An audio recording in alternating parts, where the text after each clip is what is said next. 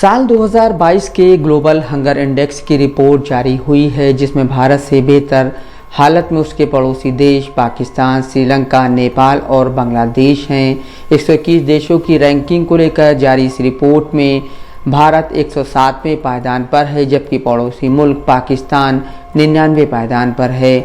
इस लिस्ट में दक्षिण एशिया का देश श्रीलंका सबसे बेहतर स्थिति में है। आर्थिक दिक्कतों से जूझ रहे श्रीलंका को इस इंडेक्स में 64वां स्थान दिया गया है। भारत के पड़ोसी देश नेपाल 81वें स्थान पर, जबकि बांग्लादेश 84वें स्थान पर है। सिर्फ एक पड़ोसी देश अफगानिस्तान को छोड़कर सभी की स्थिति हंगर इंडेक्स में भारत से बेहतर है। अफगानिस्तान इस सूची में 109वें स्थान पर है।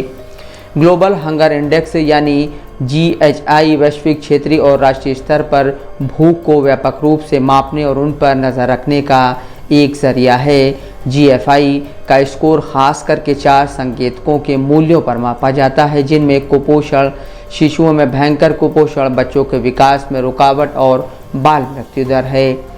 GHI का कुल स्कोर 100 पॉइंट होता है, जिसके आधार पर किसी देश की भूख की गंभीरता की स्थिति दिखती है। यानी किसी देश का स्कोर 0 है तो उसकी स्थिति अच्छी है, और अगर किसी का स्कोर 100 है तो उसकी बेहद ख़राब हालत है। भारत का स्कोर 29.1 है, जो कि बेहद गंभीर श्रेणी में आता है।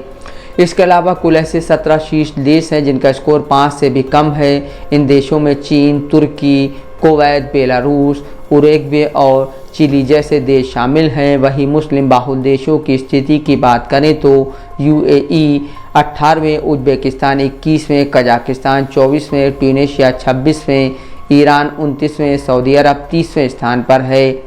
GHI जिन 4 पैमानों पर मापा जाता है उसमें से एक बच्चों में गंभीर कुपोषण की स्थिति को देखें तो भारत में इस बार उसे 19.3% पाया गया है, जबकि 2014 में यह 15.1% था।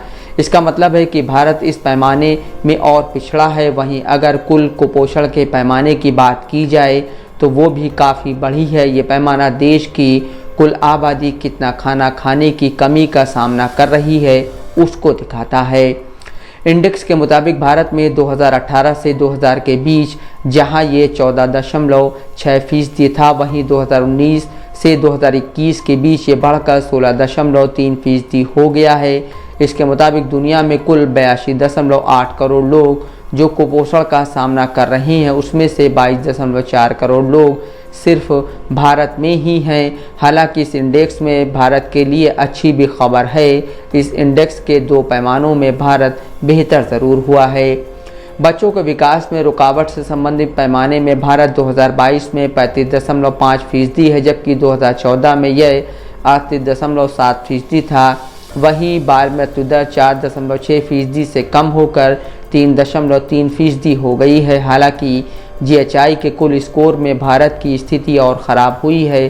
2014 में जहां ये स्कोर 28.2 था, वहीं 2022 में यह 29.1 हो गया है।